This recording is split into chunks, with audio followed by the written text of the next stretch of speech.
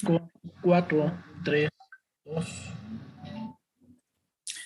Muy buenas tardes, doctor Germán Fajardo Dolci, vicepresidente de la Academia, doctora Mayela de Jesús Rodríguez Violantes, secretaria general, doctor Miguel Abdo Francis, tesorero, y José de Jesús Flores Rivera, secretario adjunto, y distinguidos académicos que nos acompañan. Vamos a iniciar la sesión el día de hoy. Inicialmente presentaremos el trabajo de ingreso de la doctora Guadalupe del Carmen Estrada Gutiérrez, que se relaciona al MIR 21, regula diferencialmente la expresión de interleucina 1B e interleucina 10 en células deciduales humanas infectadas con estreptococo del grupo B. Y posteriormente el doctor Felipe Vadillo Ortega nos hará favor de hacer un comentario. De antemano, le damos la más cordial bienvenida a la doctora Estrada Gutiérrez a la Academia Nacional de Medicina y la invitamos a que siga participando en todas nuestras actividades académicas durante todo el año. Y posteriormente le voy a dar la palabra al doctor Gerardo de Jesús García Rivas para que nos haga favor de presentar a los panelistas, todos ellos académicos, donde hablará en este simposio sobre las nuevas perspectivas y direcciones futuras en el tratamiento de la insuficiencia cardíaca. Adelante, doctor Estrada Gutiérrez.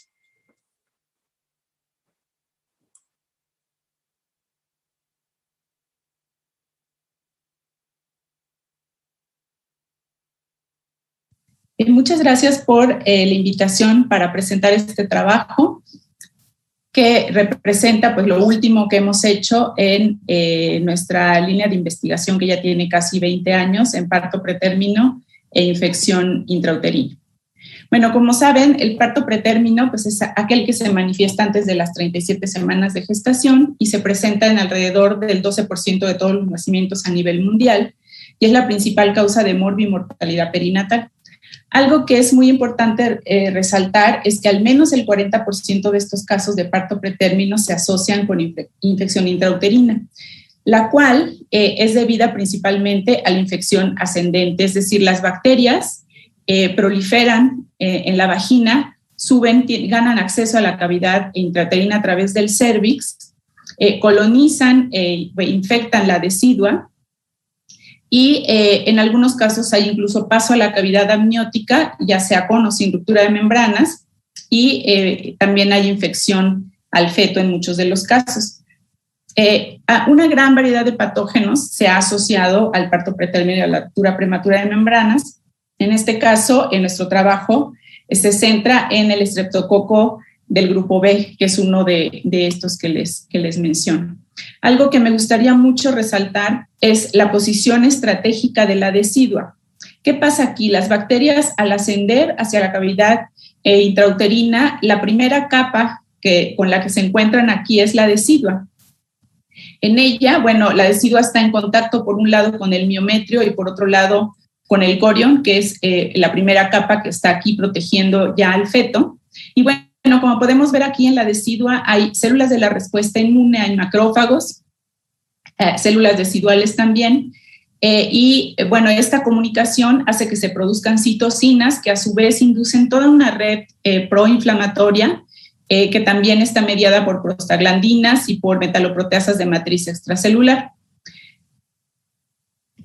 Nosotros a lo largo del tiempo hemos caracterizado esta red de citocinas y hemos estudiado una gran variedad de ellas, entre las que se encuentran interleucina 1 beta, TNF-alfa, IL-10 y algunas otras, con lo cual hemos logrado caracterizar el microambiente pro y antiinflamatorio que pues, de alguna manera está regulando la degradación de las capas de las membranas corioamnióticas que dan lugar a el parto pretérmino y a la ruptura de membranas. Sin embargo, bueno, esto también sucede con muchos otros grupos de investigación en el mundo y aunque nos hemos centrado y está muy bien caracterizada ya toda esta red pro y antiinflamatoria, en realidad la regulación de esta red no está descrita, ¿sí?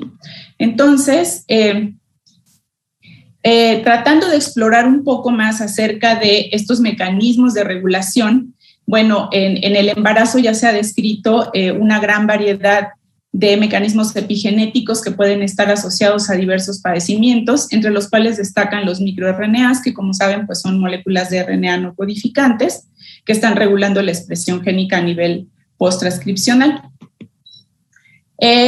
nos dimos a la tarea de pues empezar a explorar qué microRNAs podrían ser susceptibles de estudio en nuestros modelos. Y bueno, utilizando este modelo de reparación de heridas, vimos que hay diferentes microRNAs como el 21, el 146A y el 155, que están asociados a una red que podría asemejarse bastante a la que se da en el parto pretérmino.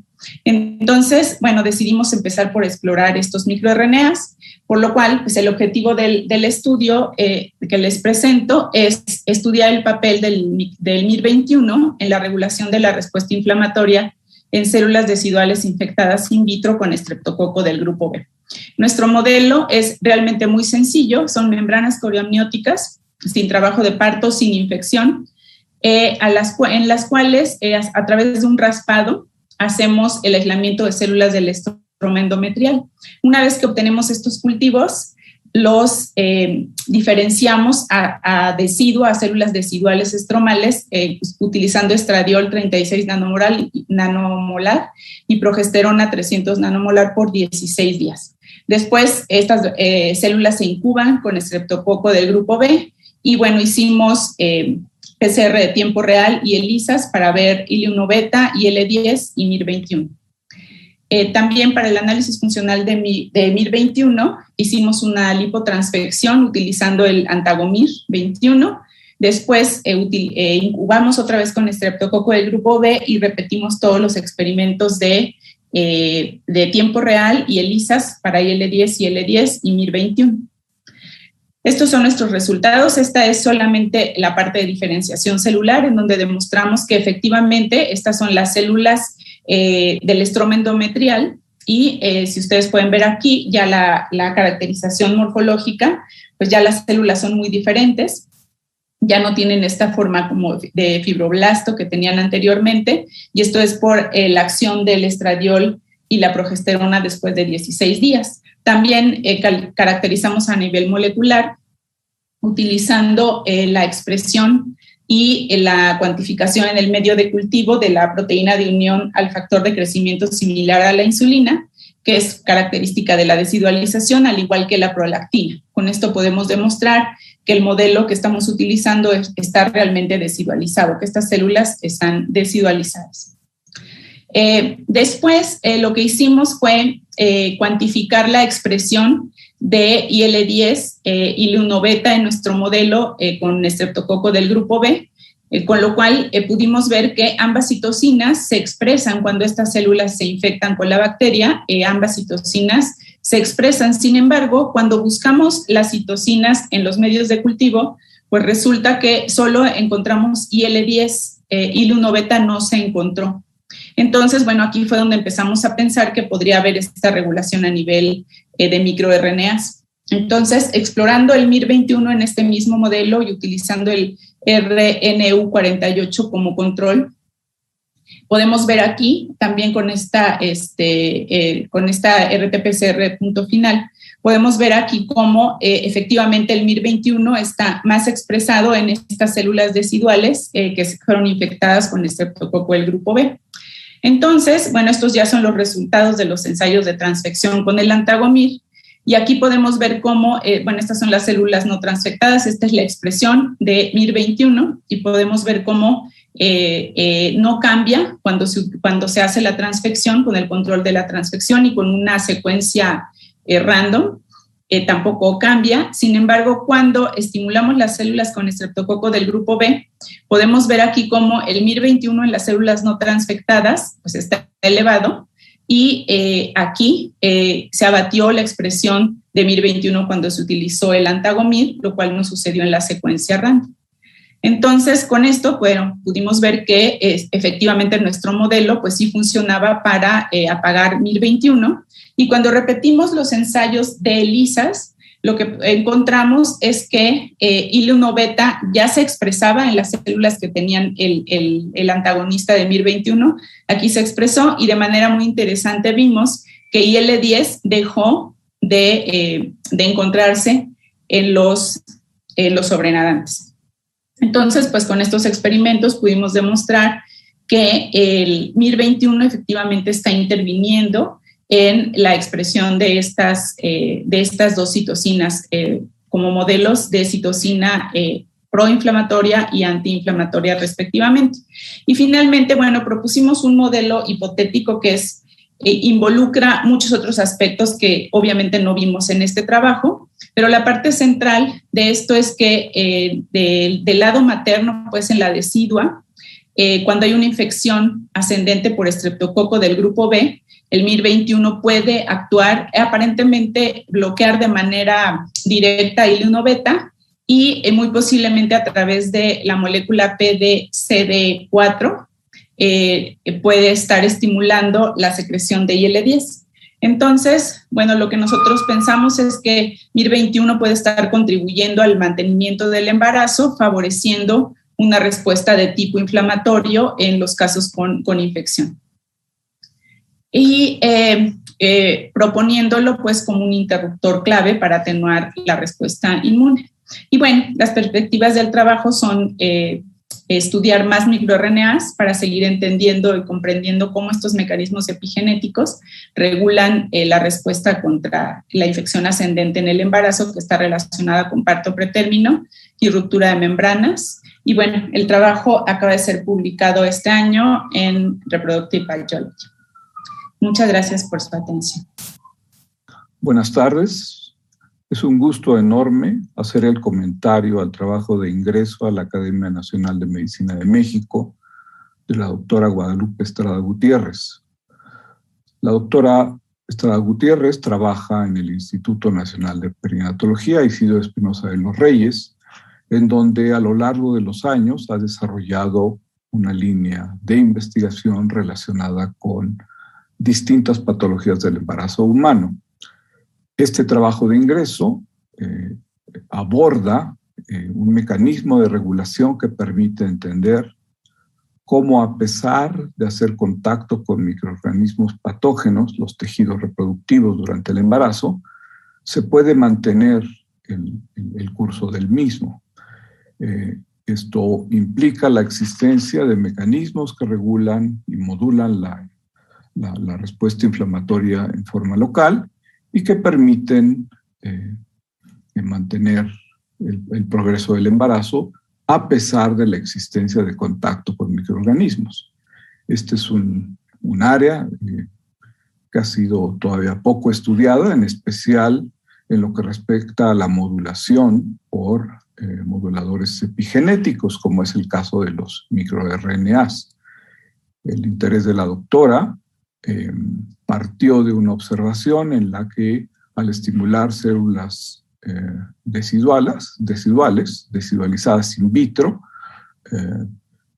observó que, en tanto que los mensajeros para IL-10 e IL-1 beta se expresaban en respuesta al contacto con el microorganismo, solamente aparecía la proteína de IL-10 en el medio de cultivo, lo cual implicaba una modulación selectiva entre estos dos brazos de la respuesta inflamatoria y que esto seguramente se encontraba a nivel post-transcripcional. Efectivamente, con su grupo de experimentos, ella aborda la demostración de que MIR21, que es un microRNA que ya ha sido estudiado en otros sistemas como un modulador de la respuesta inflamatoria, es expresado por la célula decidual en cultivo cuando esta célula es estimulada con un microorganismo que, por otro lado, es muy significativo para el embarazo, es el estreptococo del grupo B, y que es uno de los microorganismos que se ha identificado como asociado al desarrollo del nacimiento pretérmino y que induce infección intraamniótica. Pues bien, el trabajo de la doctora demuestra de manera muy clara que ante el estímulo con el estreptococo, la célula decidual secreta este microRNA que regula de manera selectiva la expresión de estas dos citocinas, favoreciendo el mecanismo fisiológico será favorecer la expresión de una citocina que modula y reduce la respuesta inflamatoria localmente, con lo cual es posible esperar que se tolere la presencia de esta bacteria, que tendrá que ser resuelta con otros mecanismos que no están analizados en su trabajo, pero en esta parte de su acceso experimental es muy convincente que al bloquear funcionalmente la expresión del MIR21, la respuesta esperada se confirma. Entonces, si se bloquea el MIR21, la respuesta de secreción de IL-1 beta aparece y desaparece la secreción de IL-10, con lo cual se confirma pues un mecanismo muy interesante para entender la modulación de la respuesta inflamatoria que bajo condiciones de activación en el embarazo humano normal complica con el desarrollo del trabajo de parto. La respuesta inflamatoria forma parte de los mecanismos de inducción del trabajo de parto normal o pretérmino. Es por eso que esta demostración es especialmente útil para entender cómo se regula la respuesta inmune innata en este ambiente. Muchas gracias.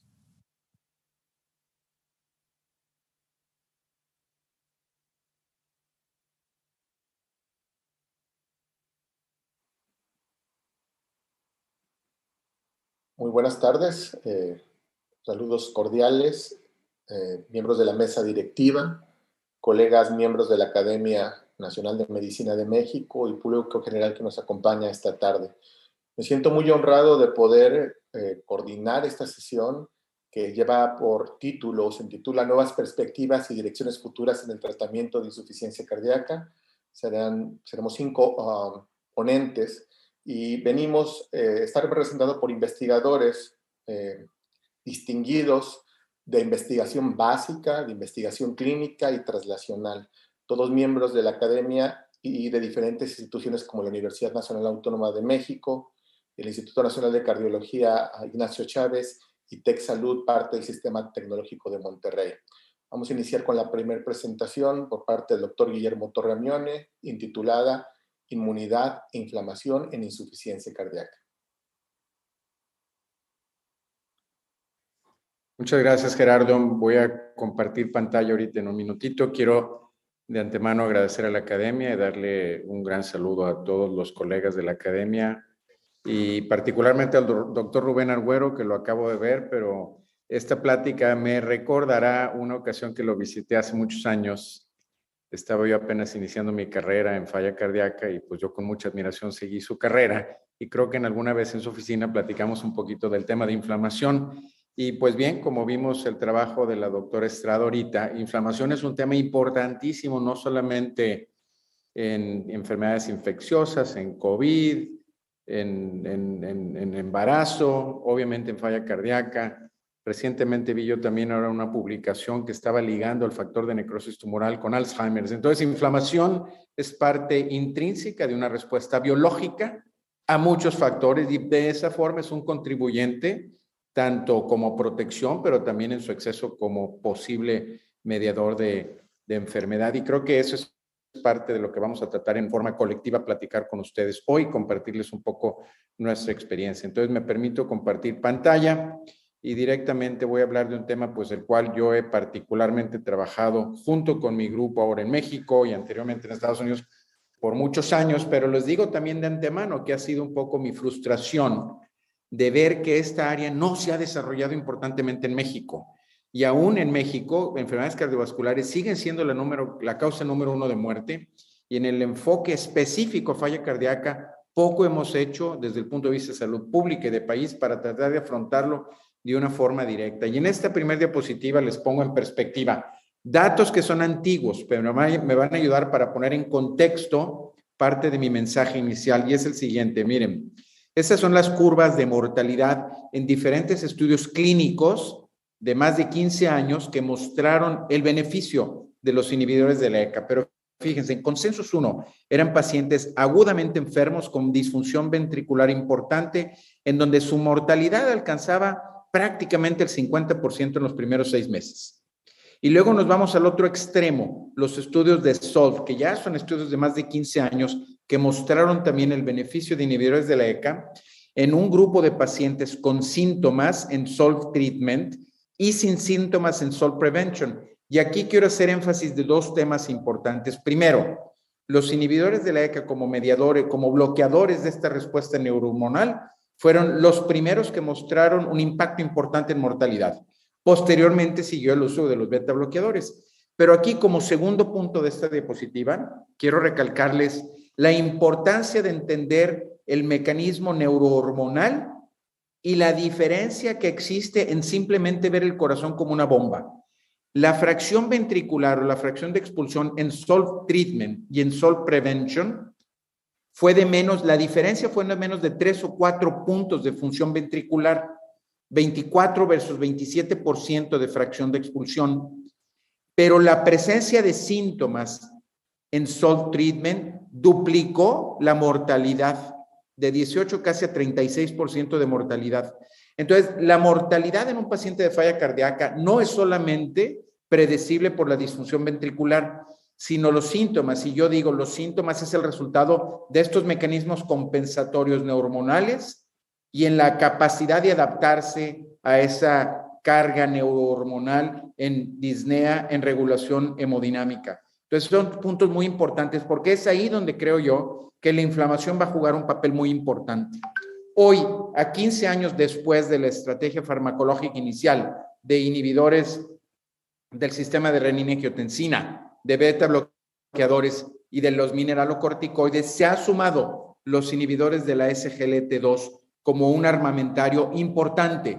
Pero vean aquí, no hay todavía inflamación, a pesar de que ya llevamos más de 20 años, yo diría 30 años de esta publicación, en donde no solamente el grupo en donde yo participé, pero otros han demostrado que hay una gran cantidad de citoquinas y mediadores inflamatorios que participan en estos mecanismos neurohormonales de falla cardíaca. Y este lo pongo como uno de los primeros hallazgos relevantes que abrió el campo. Y yo les recuerdo, pues, algunos de los trabajos en donde el doctor Douglas Mann y un servidor trabajamos en conjunto por muchos años para demostrar no solamente que el factor de necrosis tumoral estaba elevado en el corazón, y entonces nosotros hablamos hoy que hay un corazón inflamado en falla cardíaca, pero que también existían receptores, y esos receptores participaban de una forma dinámica, y eso lo pudimos ver también en corazones humanos. Esta es una muestra en un artículo también ya hace de más de 20 años, en donde del lado izquierdo ven un corazón insuficiente al momento de implantar un dispositivo de asistencia mecánica y cuando ese corazón ha estado en reposo subsecuentemente, y vemos estos cambios dramáticos de la expresión de factor de necrosis tumoral. Sin embargo, a pesar de que el factor de necrosis tumoral estaba presente en el miocardio, en la periferia, que sus receptores se modulaban dinámicamente y que en animales experimentales es capaz de inducir disfunción ventricular reversible, y cuando lo sobreexpresábamos en animales experimentales produce cardiomiopatía, estudios clínicos que utilizamos en pacientes con falla cardíaca, en donde se bloqueó el factor de necrosis tumoral, no tuvieron éxito. Es más, yo les diría, no solamente no tuvieron éxito, nos ayudaron a definir, cuando menos con uno de esos compuestos, infliximab y etanercept, que en pacientes con disfunción cardíaca y sintomatología, el uso de inhibidores del factor de necrosis tumoral deterioraba los pacientes con falla cardíaca. Y esta discrepancia entre la evidencia fuerte experimental y lo que sucedió en el estudio clínico nos hizo repensar qué otros mecanismos inflamatorios estaban presentes. Y yo les diría, voy a tratar de en las siguientes diapositivas mostrarles que no solamente el factor de necrosis tumoral está presente, pero que también existe activación del complemento y la presencia de anticuerpos.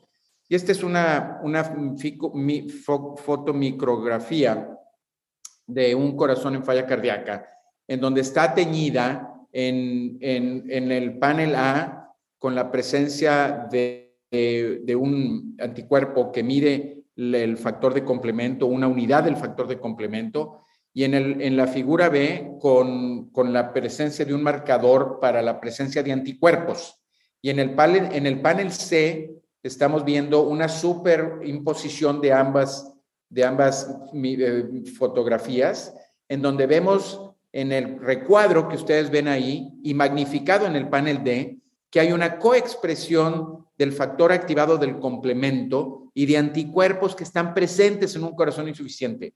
Entonces, cuando nosotros asumíamos que el factor de necrosis tumoral era un factor clave en el fenómeno inflamatorio en falla cardíaca, nos dimos cuenta que era una sobresimplificación de un problema mucho más grande, que había activación de complemento, que había anticuerpos presentes. Y estamos hablando de pacientes que no tenían miocarditis. Estos eran pacientes con falla cardíaca terminal. Pudimos demostrar la presencia de anticuerpos y de complemento, de anticuerpos hasta un 70% de 100 corazones que estudiamos, y de la presencia de activación de complemento en 30% de ellos. Entonces, hablar de una citoquina en particular es sobresimplificar el fenómeno inflamatorio en falla cardíaca. Entonces nos fuimos al laboratorio a tratar de preguntarnos si podríamos demostrar que experimentalmente las células B o anticuerpos participaban en el fenómeno inflamatorio en falla cardíaca, no en donde se presenta la herida miocárdica a través de un insulto viral, sino un fenómeno hemodinámico de falla cardíaca, si esa herida generaba una respuesta inflamatoria secundaria. Y eso es lo que les voy a enseñar en un modelo que no se los voy a detallar porque quiero simplemente compartir con ustedes los grandes hallazgos. Pero si alguien tiene interés particular, tanto Gerardo como yo, con mucho gusto platicamos más de este modelo. Pero es un modelo muy sencillo que ya tenemos muchos años trabajando, inducido con angiotensina, genera presión, genera hipertensión, genera cambios hemodinámicos que nosotros podemos manipular de una forma importante. Y el hallazgo que quiero comentarles en esta diapositiva, y concéntrense primero en la gráfica de la izquierda, que todos los animales que estudiamos, y estos animales que ven aquí en esta diapositiva tienen diferentes fenotipos, todos desarrollaron hipertensión. Pero en aquellos animales en donde no tienen células B, que es este subtipo, Severe Combined Immunodeficiency, son animales que no tienen células T y células B. O si a un animal que estaba inmunocompetente lo depletamos de células B con este anticuerpo, fíjense lo que le pasa a la función ventricular. En este modelo de falla cardíaca, en el ratón inmunocompetente, disminuye su función ventricular. De 70% baja a 45-50%. Pero cuando los animales les quitamos las células B o las células T, la función ventricular no se afectaba. La presencia de células B era un requisito obligatorio para maximizar el daño cardíaco inducido en este modelo. Y hemos extrapolado estas observaciones en un modelo muy interesante que tiene una relevancia clínica importantísima hoy, que es el fenómeno de autoinmunidad y de miocarditis y daño miocárdico inducido por estos nuevos medicamentos que han hecho un parteaguas en el cáncer, que son los immune checkpoint inhibitors.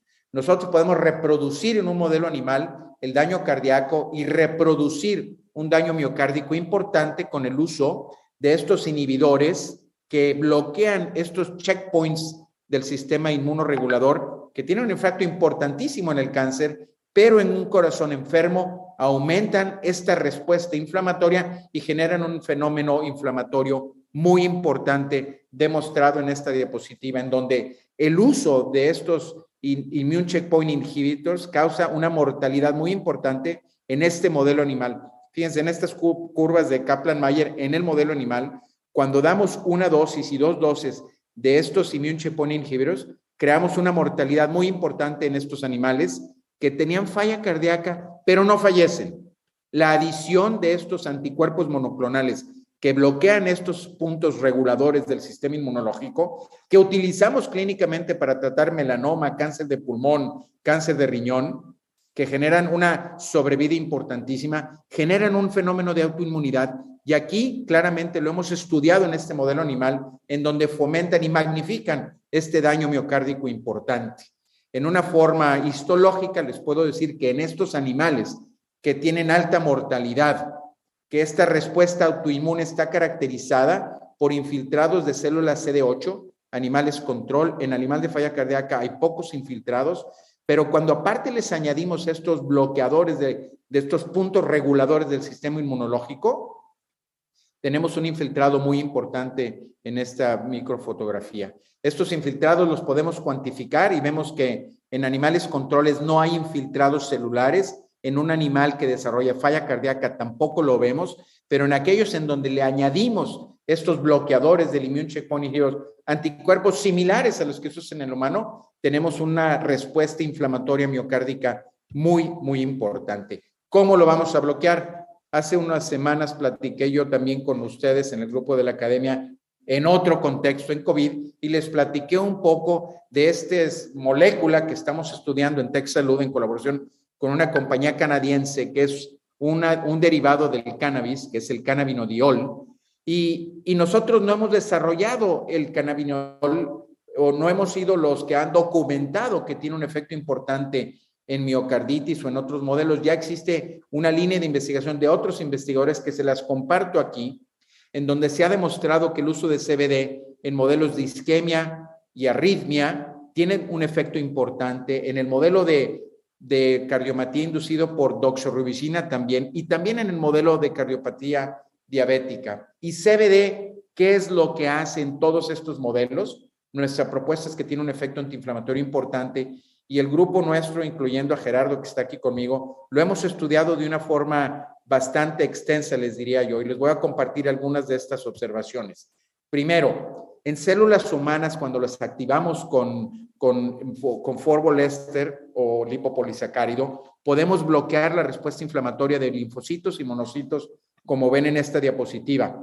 Cuando cultivamos células periféricas de humano, linfocitos o monocitos, como ven aquí, las activamos con Forbolesters, tenemos un aumento muy importante de sus marcadores de activación. Y si las cultivamos con dosis incrementales de CBD in vitro, bloqueamos prácticamente toda la actividad inflamatoria. Y en una célula que es un miofibroblasto, que se llama la célula H9CD, cuando esa célula se activa con angiotensina, se provoca una respuesta hipertrófica importante, son células aisladas. Y cuando las cultivamos en presencia de CBD, este fenómeno desaparece. Y lo podemos ver en una forma cuantificada. Entonces, simplemente quiero comentarles que CBD bloquea la respuesta inflamatoria de linfocitos humanos. En la célula H9CD bloquea la respuesta hipertrófica. Y cuando lo estudiamos en los animales que desarrollan falla cardíaca en nuestro modelo, yo les puedo decir que el modelo control se ve así. Con angiotensina vemos una respuesta hipertrófica importante y fibrótica, como ven aquí en azul, en esta microfotografía igual. Y cuando los animales han sido tratados con CBD en forma subcutánea, vemos una disminución de la hipertrofia, como lo vimos en las células, y una disminución de la respuesta fibrótica. Hoy estamos ya conduciendo un estudio que va probablemente a un 50% de reclutamiento en México y en Estados Unidos con este compuesto que se llama Cardiol RX, que es CBD puro, farmacéutico, no tiene THC, en pacientes con COVID y alto riesgo cardiovascular, y la FDA ya nos dio entrada para establecer hoy un estudio en miocarditis. Desafortunadamente ese estudio no se va a hacer en México, se va a hacer en Estados Unidos, en la Unión Europea y probablemente en Brasil, pero este estudio que ven ustedes aquí ahorita en pantalla lo estamos haciendo en México, y hoy tenemos nosotros aproximadamente 25 pacientes activamente reclutados en este estudio que busca reclutar 430 pacientes en Estados Unidos. En resumen, les diría yo, y quiero dejarles como mensaje, que aún y que no hemos encontrado un tratamiento efectivo para disminuir la inflamación en falla cardíaca, a mí no me queda la menor duda que es un contribuyente importante para el remodelado reverso de un corazón insuficiente o de falla cardíaca. Y hay múltiples caminos que son responsables de este fenómeno. Y creo que CBD es una de las moléculas que puede tener un potencial terapéutico y nos provee una oportunidad para ensayar no solamente en modelos experimentales, pero hoy activamente en humanos. Muchas gracias a todos por su atención. Gerardo, te paso la palabra. Muy buenas tardes, muchas gracias Guillermo por la conferencia. Ahora pasaremos a presentar la segunda sesión que se llama Nuevos blancos terapéuticos en la disfunción ventricular derecha, por el doctor Carlos G. Sánchez, director de investigación clínica del Instituto de Cardiología y Medicina Vascular del TEC de Monterrey.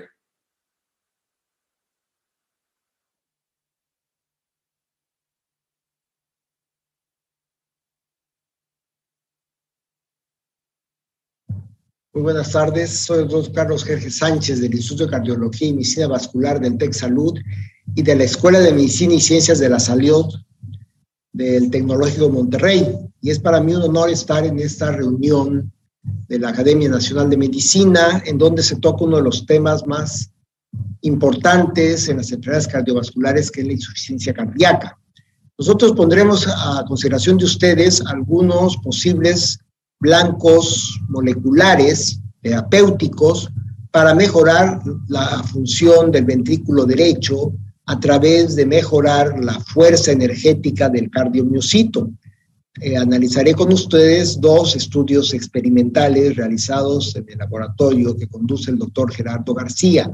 Aquí tienen ustedes lo que es la hipertensión arterial pulmonar, la remodelación progresiva de los vasos pulmonares, de las arterias pulmonares, que va paralelo a una caída en la fracción de expulsión hasta llevarla a grave síndrome de insuficiencia cardíaca, con un incremento progresivo de la hemodinámica pulmonar expresada por la presión de la arteria pulmonar y de las resistencias vasculares pulmonares, además del incremento de la masa ventricular y después la pérdida.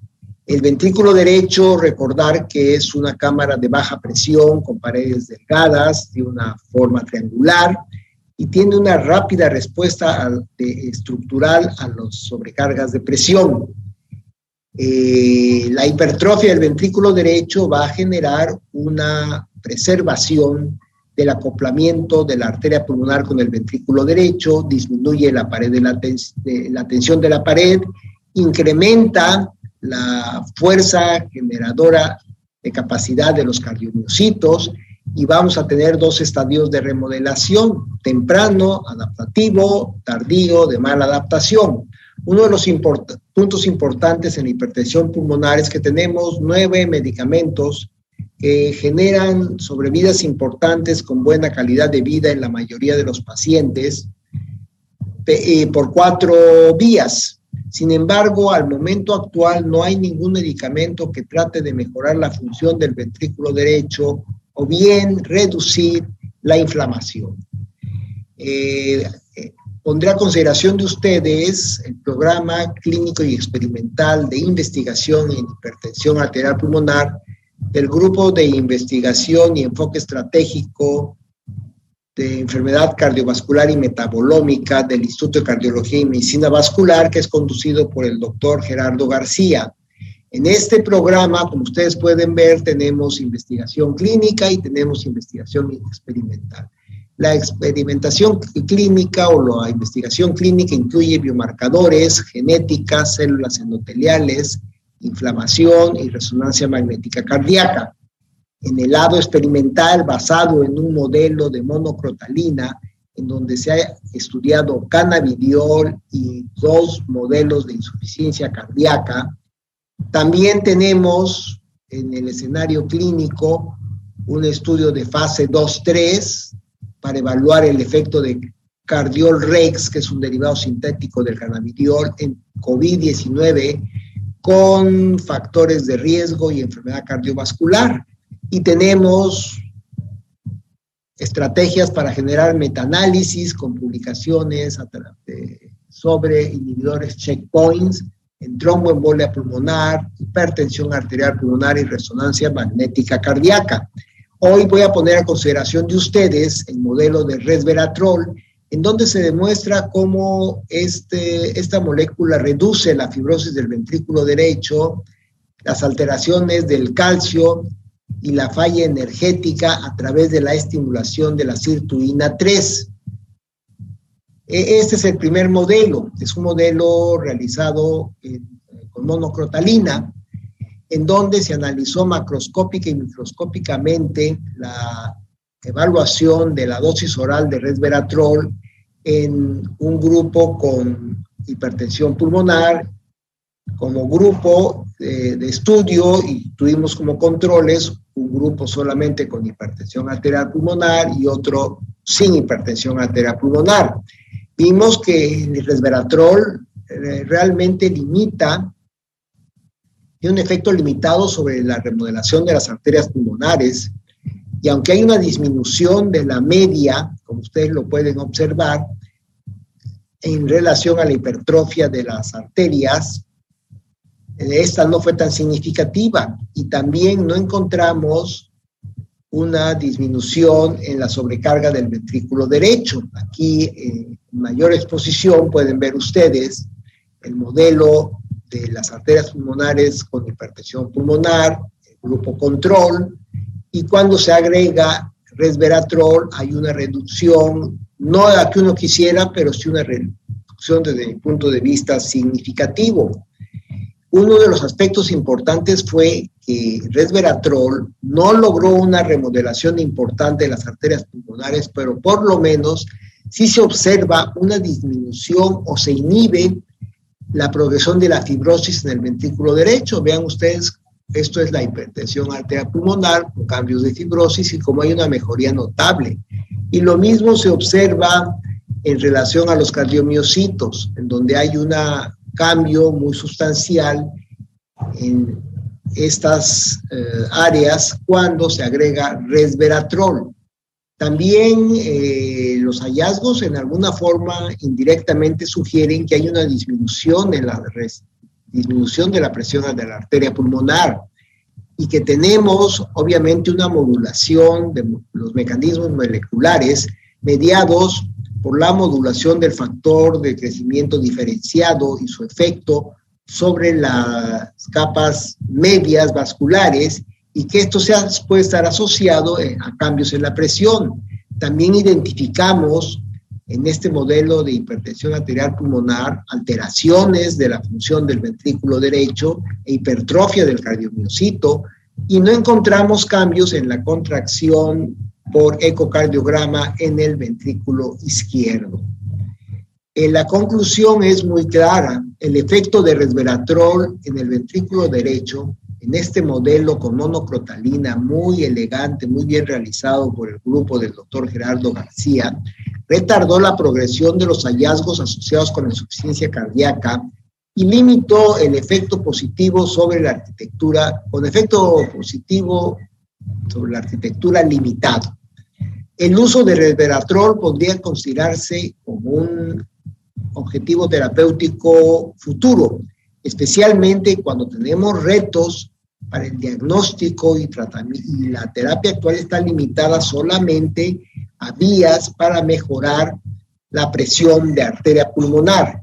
Y es importante recordar que el paciente con hipertensión arterial pulmonar, los síntomas, el empeoramiento, la hospitalización y la muerte dependen de la disfunción del ventrículo derecho. Pero con el modelo que acabo de presentarles quedó una pregunta sin respuesta. ¿Cuáles eran los mecanismos por los cuales se podía observar ese efecto benéfico que reduce o limita por lo menos la fibrosis del ventrículo derecho? Bueno, el resveratrol tiene muchos efectos importantes e interesantes. Tiene una actividad cardioprotectora, regula los receptores de membrana, las quinasas y otras enzimas, mejora la función pulmonar a través de efectos antiproliferativos y antioxidantes. Y este efecto cardioprotector se ha observado en otras enfermedades cardiovasculares. Aquí la pregunta de investigación fue muy clara. ¿Cuáles eran los mecanismos subyacentes sobre esta mejoría sobre el ventrículo derecho?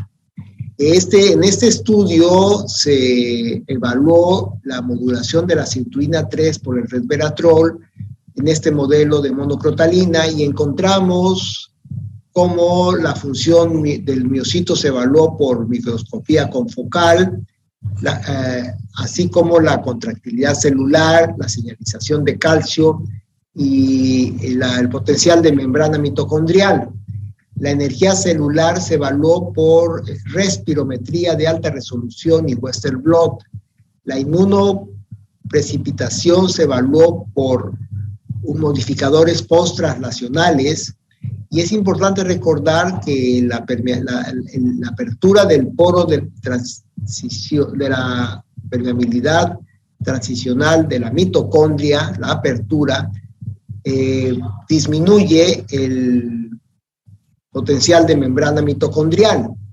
Los resultados nos demostraron que había un efecto energético celular comprometido en los cardiomiocitos por una disminución del calcio del retículo sarcoendoplásmico, que es el CERCA, por su actividad y al retrasar el acoplamiento del miofilamento y la disrupción de la relajación celular.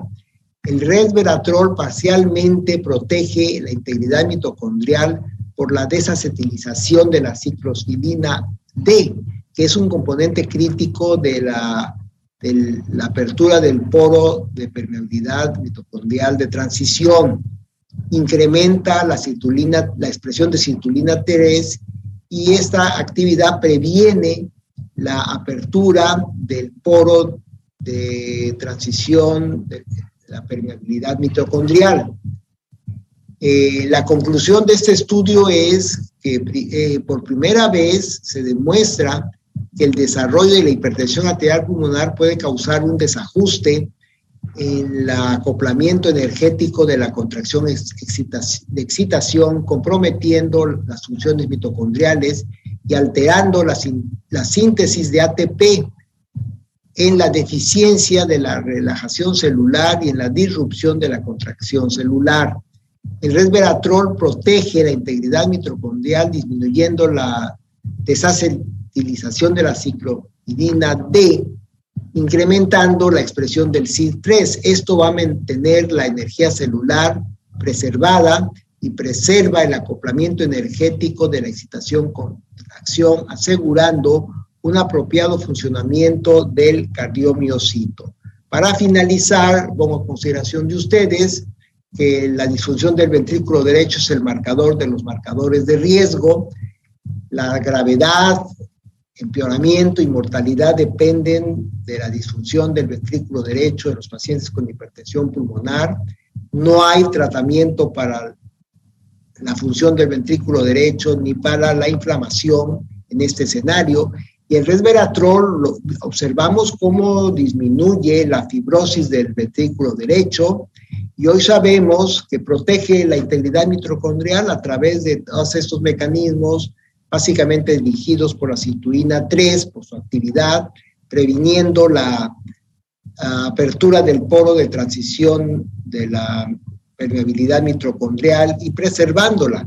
Finalmente, evita la transición y los desajustes de la contractilidad celular al preservar la función mitocondrial, describiendo por primera vez que hay un daño en el acoplamiento energético de la excitación con contracción en los pacientes con insuficiencia cardíaca derecha. Y con esto, pues, doy por terminada mi presentación y les agradezco a todos su presencia y su asistencia. Muchas gracias. Muchas gracias, doctor Carlos Gerges. La siguiente presentación es un gusto presentar a la doctora Cecilia Zazueta Mendizábal del Instituto Nacional de Cardiología Ignacio Chávez con la ponencia Nitrosilación como estrategia terapéutica en enfermedad cardiovascular.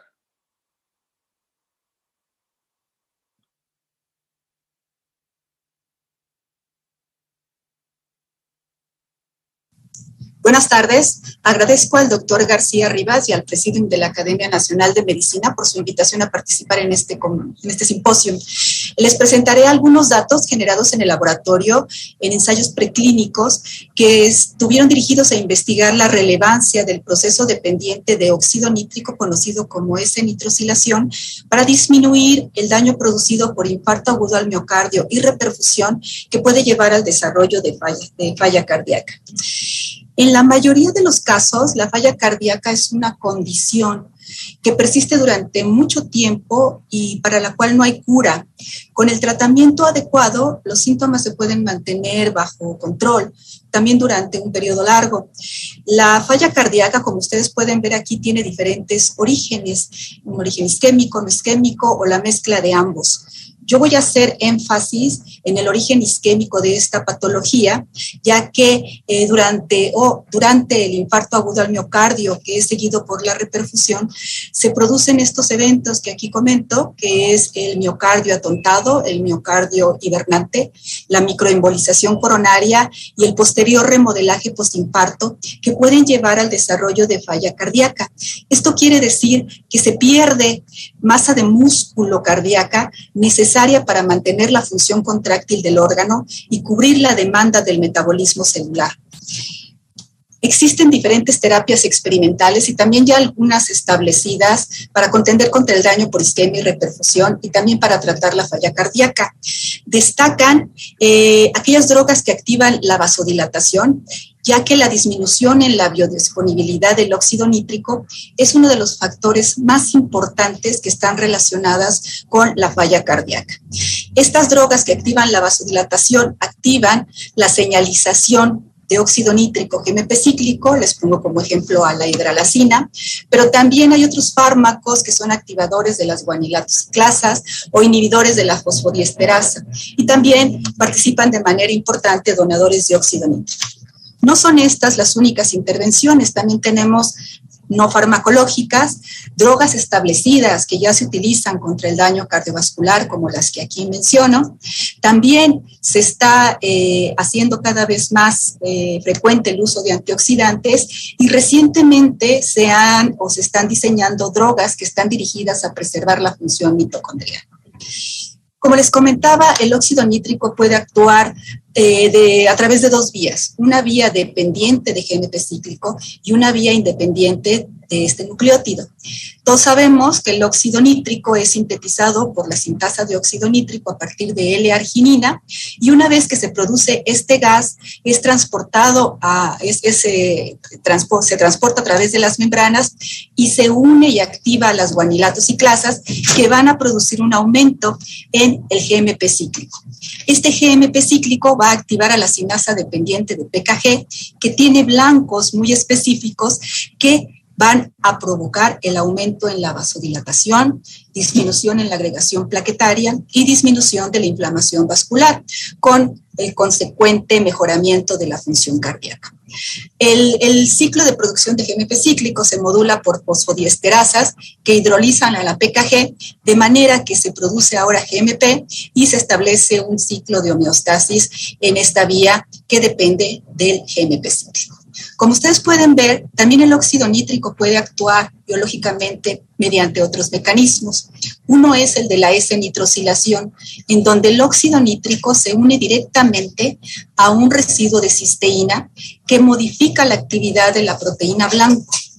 Se ha demostrado a nivel experimental que a nivel cardíaco, receptores transmembranales, canales iónicos y proteínas mitocondriales aumentan su actividad al ser S-nitrosilados. Pero también se ha demostrado in vitro que otras proteínas como calpaínas y caspasas, que están muy relacionadas con procesos de muerte celular, disminuyen su actividad al ser nitrosilados. Esto es de especial importancia para nuestro grupo de trabajo, porque nos hemos dedicado durante mucho tiempo a estudiar los procesos de isquemia y reperfusión, ya que producen daño mitocondrial y muerte celular. Y producen muerte celular precisamente por lo que les acabo de comentar, porque se activan estas proteínas, la calpaína particularmente para procesos de necrosis y la caspasa para procesos de apoptosis. Durante la isquemia, la calpaína, la acumulación de calcio y la producción de especies reactivas de oxígeno que ocurre durante el bloqueo del sitio infartado producen la muerte de este territorio cardíaco. Esta condición se puede exacerbar después de la reperfusión, paradójicamente, en donde además se suma la actividad de las caspasas, es decir, se suma a la muerte por necrosis, apoptosis, de manera que el tejido viable puede disminuir de manera notable. En nuestro laboratorio utilizamos modelos murinos para estudiar estos fenómenos y aquí les muestro una caricatura en donde se esquematiza de qué manera nosotros reproducimos el evento de infarto agudo al miocardio o isquémico y de la posterior reperfusión. Aquí pueden ustedes ver que lo que se marca como una cruz es la ligadura de la coronaria descendente izquierda de estos animalitos durante determinado tiempo, pasado el cual se quita la ligadura y se permite reperfundir la reperfusión del órgano. Esto trae, pues, como consecuencia diferentes eventos, como ya les comenté acá arriba. Nosotros analizamos el tejido cardíaco, pero también tenemos la posibilidad de evaluar la función cardíaca mientras dure el experimento. Para el grupo de resultados que les mostraré a continuación, nosotros utilizamos dos compuestos para incrementar los niveles de óxido nítrico. Uno se denomina prolame, es un compuesto aminoestrogénico que lo que hace es unirse a su receptor en la membrana y una vez que esto ocurre se activa una vía de señalización de sinasas, la PI3K, la AKT, que fosforilan a la inos aumentando su actividad. Es decir, el prolame produce un aumento en el óxido nítrico activando a la sintasa de óxido nítrico. Mientras que este otro compuesto que se denomina SNAP es un donador directo de óxido nítrico. Aquí ustedes pueden ver este residuo S-nitrosilado en donde bajo ciertas condiciones es capaz de donarse este anión nitroxil y unirse directamente a un grupo tiol de una proteína modificando su actividad. ¿Cómo sabemos o qué variables medimos para valorar el efecto de estos compuestos sobre la función cardíaca y sobre el daño al tejido? Pues medimos las áreas de no reflujo, las compresiones vasculares y el área infartada en corazones de rata que fueron primero sometidos a isquemia reperfusión, y tratados con ambos compuestos, pero aquí solamente les voy a mostrar los resultados que obtuvimos con prolame. En el primer grupo de imágenes, lo que les muestro es el área de no reflujo, que ustedes pueden ver aquí como áreas azul más oscuro, en donde resulta muy evidente que después de la isquemia y de la reperfusión, disminuye, o sea, todas estas áreas oscuras no están recibiendo perfusión, no hay aporte de oxígeno ni de nutrientes. Una vez que se trata el corazón con el donador o con el estimulante de la sintasa de óxido nítrico, estas áreas que no tienen flujo disminuyen de manera importante y sabemos que es un proceso dependiente de la sintasa de óxido nítrico porque al inhibir su actividad, el efecto observado con prolame disminuye. Otra valoración que hicimos fue la de determinar el número de compresiones capilares que, como ustedes pueden ver aquí, en isquemia y reperfusión se observan son constricciones de la microvasculatura, como una especie de rosario, en donde estas zonas de constricción están dejando de recibir flujo sanguíneo, lo cual también contribuye para que aumente la cantidad de tejido muerto. El prolame inhibe este fenómeno y de nuevo pasa lo mismo cuando nosotros ponemos al inhibidor de la sintasa de óxido nítrico, es decir, revertimos el efecto protector del prolame. Y en el último grupo de imágenes lo que les muestro es la cantidad de tejido muerto que se puede encontrar después de la isquemia reperfusión, que son todas estas zonas blancas, y que disminuye de manera muy notable en presencia de prolame y el mismo efecto se observa al inhibir a la sintasa de óxido nítrico. Estos son los gráficos de un número de repeticiones de estos ensayos. No solamente lo podemos ver a nivel de imagen, sino que también es posible seguir la función cardíaca de estos animalitos. Y como ustedes pueden ver, el prolame mantiene la función cardíaca. Por favor, sigan estos triángulos hacia arriba, que nosotros valoramos como el doble producto, es decir, el producto de la presión ventricular por la frecuencia cardíaca, que en condiciones controles se mantiene constante, en isquemia reperfusión disminuye de manera notable y se restaura con prolame, y aquí estoy incluyendo el otro compuesto, que es SNAP, en donde también es evidente que aumenta de manera muy importante y significativa. ¿De qué manera podemos nosotros determinar si estos resultados dependen de una u otra de las dos vías? Pues lo que hicimos fue estimular primero con los dos compuestos la producción de óxido nítrico y después utilizar un inhibidor de la guanilato ciclasa, de manera que todos los procesos dependientes de GMP cíclico se tendrían que ver inhibidos. Aquí les muestro la cantidad de GMP cíclico que se determinó tras la activación con Prolame acá arriba y con SNAP en el panel de abajo. En presencia de ODQ, el GMP cíclico, como esperábamos, disminuye de manera muy importante, incluso más con SNAP. Y lo que fue más interesante es que al valorar la función cardíaca, primero con Prolame y después con SNAP, encontramos que esta no se perdía, sino que se mantenía muy cercana a los niveles de la protección cuando había una máxima disponibilidad de óxido nítrico, lo cual nos decía que esta vía, al estar apagada, no estaba contribuyendo de manera importante para esta cardioprotección, sino que podría ser a través de un proceso de S-nitrosilación.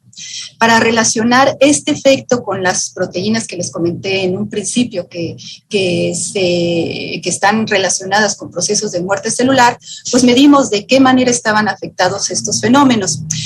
Aquí en este panel lo que les muestro es la evidencia de que efectivamente está aumentando el óxido nítrico, tanto con el Prolame como con el donador directo de óxido nítrico, y después lo asociamos con dos ensayos muy característicos para medir muerte celular por apoptosis. Uno es el ensayo de fragmentación de DNA, en donde ustedes pueden ver que el DNA se fragmenta de manera escalonada debido a la acción de endonucleasas y que esta imagen o que esta cantidad de cortes disminuye de manera importante, tanto con Prolame como con SNAP. Y también hicimos la determinación de ensayo de túnel, que tiene un principio similar, pero aquí lo podemos ver mediante un ensayo fluorescente. Toda la señal verde corresponde a células que están cursando por apoptosis, en donde durante isquemia y reperfusión aumenta de manera muy importante y disminuye con los dos compuestos que utilizamos. Y esto va muy de la mano con la actividad enzimática de estas enzimas. Aumenta en condiciones de isquemia-reperfusión y logramos disminuir su actividad para las caspasas de manera importante con SNAP y para la calpaína con los dos compuestos, tanto el que activa a la sintasa de óxido nítrico como la que produce óxido nítrico de manera química. Y finalmente, para poder determinar si esta disminución en la actividad de la caspasa y calpaína y el efecto cardioprotector que estábamos viendo estaba siendo de verdad o estaba relacionada verdaderamente con el proceso de S-nitrosilación, pues lo que hicimos fue medir directamente la nitrosilación de estas proteínas. Esto se puede hacer de manera también in vitro y lo que hicimos en primer lugar fue inmunoprecipitar tanto a la caspasa 3 como a la calpaína, de manera que en nuestro tubo de ensayo teníamos exclusivamente caspasa 3 y calpaína. A estas muestras también les modificamos los posibles residuos que estuvieran nitrosilados de esta manera. Aquí lo muestro. Esto es lo que nosotros pensábamos que podría estar sucediendo, que tuviéramos un residuo nitrosilado, y químicamente es posible convertir quitar esta marca de la nitrosilación y sustituirla con un compuesto que es el TMT. Y la herramienta que tenemos para detectarlo es un anticuerpo específico, de manera que solamente donde hubiera marca con TMT, nosotros tendríamos la certeza de que antes hubo un residuo nitrosilado. Y después, pues, hacer el ensayo correspondiente. Como ustedes pueden ver en esta parte de los Western blot que les estoy mostrando, se ve un aumento muy importante en la S-nitrosilación, o sea, en la marca de este compuesto, la presencia de este compuesto en el simógeno de la caspasa 3 en presencia del donador de óxido nítrico. Y esto también resulta muy evidente cuando nosotros trabajamos con la calpaína. Aquí también pudimos ver no solamente este aumento con SNAP, sino también con Prolame, lo que nos hace concluir que efectivamente la S-nitrosilación participa en el proceso. Para finalizar, quisiera concluir con las siguientes frases, en donde la terapia de reemplazo de óxido nítrico por nitratos orgánicos y moléculas que activan a la sintasa de óxido nítrico puede ser considerada como una alternativa viable en la terapia cardiovascular para aliviar los síndromes coronarios agudos, que son precursores del desarrollo de la insuficiencia cardíaca.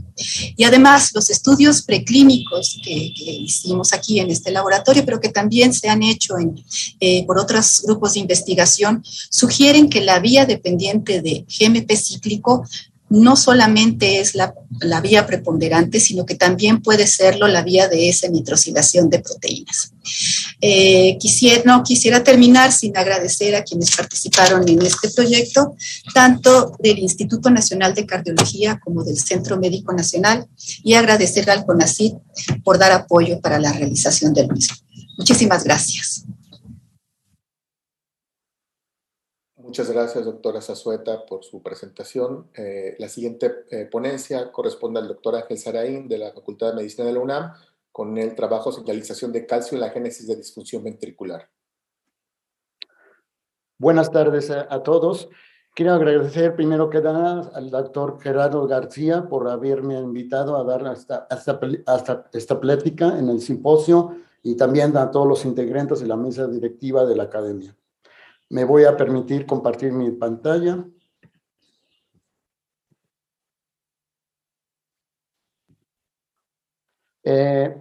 Como ustedes saben, el ion calcio participa en el acoplamiento de la excitación y la contracción en el cardiomiocito, permitiendo la adecuada contractilidad del miocardio. Participa en varios canales, como ven ustedes aquí, bombas, intercambiadores, los cuales mantienen la homeostasis de este ion. Por muchos años se conoce que la hipertrofia y la insuficiencia cardíaca, la homeostasis del calcio está alterada, y uno de los hallazgos característicos es una disminución de la expresión de la bomba de calcio cerca de alrededor del 50%, lo que conlleva a un aumento en la concentración de calcio citoplásmico, mitocondrial y nuclear. El aumento en la concentración de calcio citosólico activa a la calmodulina, que a su vez modula la actividad de vías de señalización como son la calcineurina NFAT, las calmodulinas sinasas. Ambas vías alteran la expresión de genes blanco por mecanismos transcripcionales y epigenéticos que involucran varios factores de transcripción y la actividad de desacetilasas de histonas, afectando de esta forma mecanismos que median la hipertrofia cardíaca, la remodelación patológica del miocardio, la inflamación, muy importante, la apoptosis celular y la integridad del cardiomiocito, entre otros. Si bien hemos aprendido mucho de los modelos animales de patología cardíaca, uno de los principales problemas en el estudio de la insuficiencia cardíaca en humanos es la posibilidad de estudiar a nivel molecular los cambios que ocurren en la expresión de genes debido a la limitada obtención de muestras de pacientes. Las tecnologías recientes de secuenciación de RNAs de células únicas han abierto la posibilidad de estudiar de una manera más fina los cambios que ocurren en las diferentes cavidades cardíacas y en los diferentes tipos celulares presentes en el corazón. En un estudio reciente por el grupo de Wang en un hospital chino en Beijing, fue posible reconstruir el panorama de expresión génica en diferentes tipos celulares en la insuficiencia cardíaca.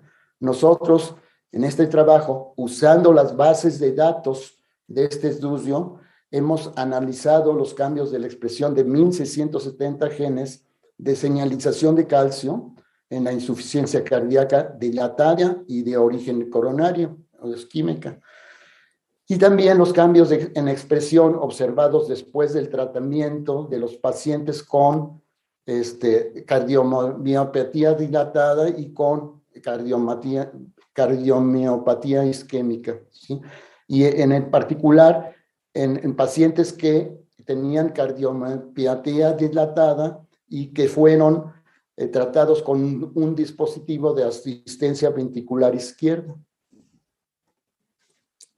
En este estudio se usaron muestras de corazones de pacientes de personas normales que murieron y fueron donadores, y entonces de aquí se tomaron muestras de diferentes zonas del corazón, ¿sí?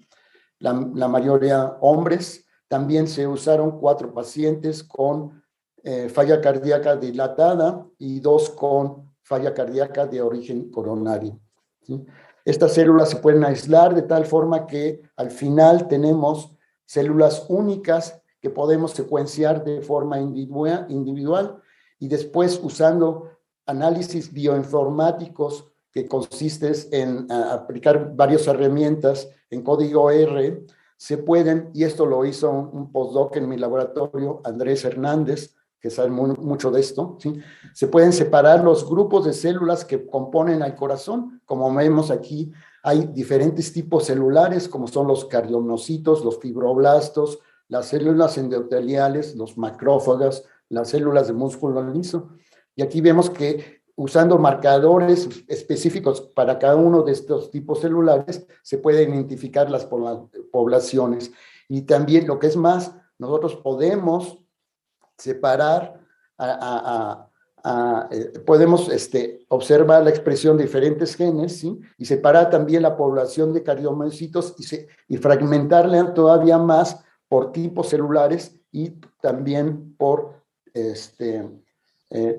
patologías. En este caso, vemos que si los separamos por diferentes tipos celulares, en el caso de la expresión del gene que codifica para la bomba cerca2, que es el gen ATP2A2, en diferentes tipos celulares, se observa una disminución significativa en la expresión de cerca2 en ambos tipos de fallas cardíacas, dilatado y coronaria. Y también, no solo en los cardiomiocitos, también hay cambios en los fibroblastos, y se puede también analizar la expresión de los demás tipos celulares que les acabo de mencionar. Entonces, aquí lo que vemos es que cuando separamos a los cardiomiocitos del ventrículo izquierdo exclusivamente, podemos observar qué está pasando en este ventrículo. A nivel, por ejemplo, de la expresión de cerca2, se ve que hay una disminución en la expresión en ambos tipos de falla cardíaca, ¿sí? Aquí podemos crear un mapa de calor, ¿sí? de expresión de los 1.600 genes que se analizaron, y son los que se observan con cambios más significativos. Entre ellos observamos que está la bomba cerca2, está también fosfolamban, está BCL2, ¿sí? Están otras proteínas, y nosotros podemos también ver que algunos bajan, otros suben, ¿sí? Y lo que es más, la ventaja de usar secuenciación de células únicas es podemos ver qué está pasando a nivel de expresión en diferentes zonas del corazón, por ejemplo, la aurícula izquierda o del ventrículo izquierdo, diferentes zonas más específicas, lo que no se puede hacer si usa uno RNA-seq total, ¿sí? Aquí vemos ya, por ejemplo, en particular en la región del ventrículo izquierdo, ¿sí? LV3, que es la que se analiza en este estudio que hicimos nosotros, se ve que hay una disminución en ambos tipos de falla cardíaca a nivel de RNA mensajero. Hay diferencias, en la dilatada sí observamos disminución del canal de renodina, sin embargo en la isquémica no lo observamos aquí, ¿sí? Aquí como control tenemos la casa ecuestre que no cambia en ninguna condición. Y por ejemplo el intercambiador sodio-calcio, sorprendentemente sí vimos que había una inducción en ambos tipos de fallas cardíacas, especialmente en el coronario. También si observamos, por ejemplo, cómo está la expresión de otros genes de señalización que se afectan por calcio, como son el gene de la miocina, de cadena pesada de miocina alfa, Mi6, o de la cadena beta, MI7, vemos que hay diferencias entre estos dos. MI6 disminuye significativamente, ¿sí? Mucho, ¿sí? Mientras que el de beta-miosina no cambia, ¿sí? También vemos, por ejemplo, las cadenas regulatorias de miosina, ¿sí? También que eso nos cambian. La troponina sí aumenta, ¿sí? Entonces, son cambios que son muy interesantes analizarlos uno por uno, ¿sí? Ahora bien, en este trabajo que les estoy presentando, también ellos depositaron en la base de datos los resultados de 2 pacientes que fueron tratados con un dispositivo ventricular izquierdo con una bomba, ¿sí? Y 2 pacientes masculinos que fueron tratados con una bomba, uno por 166 días, y que tuvo cambios funcionales benéficas, mientras que el otro paciente, después de 155 días, no tuvo cambios benéficos y fue sometido a trasplante cardíaco. Entonces, durante esos procedimientos quirúrgicos, se aislaron los cardiomiocitos de diferentes zonas del corazón, ¿sí?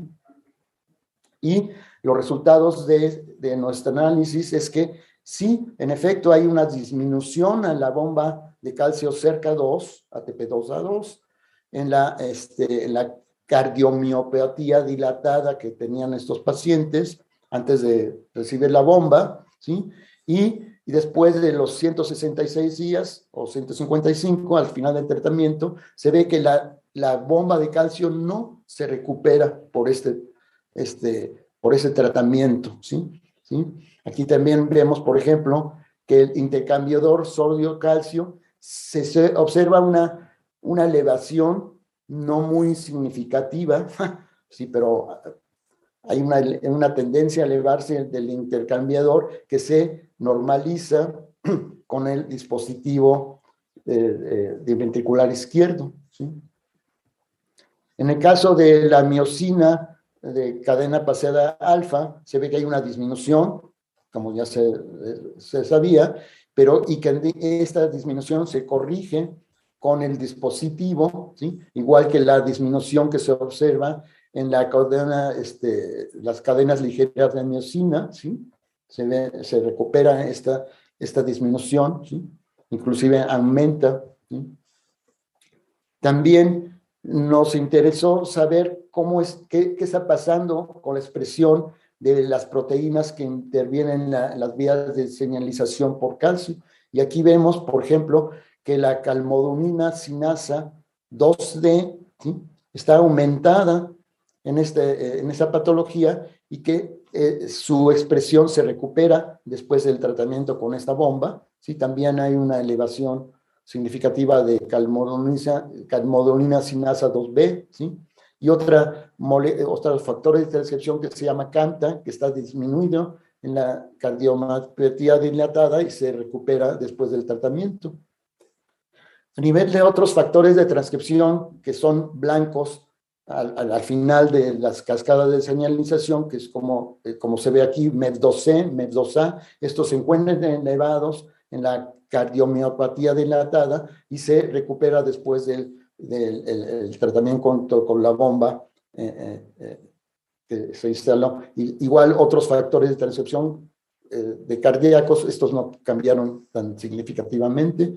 A nivel de las desacetilasas de histonas, que son enzimas que van a regular de forma epigenética la expresión de los genes, se observa que hay un aumento de la actividad de HDAC2 y HDAC11 en esta cardiomiopatía dilatada y que se normaliza con el dispositivo ventricular izquierdo.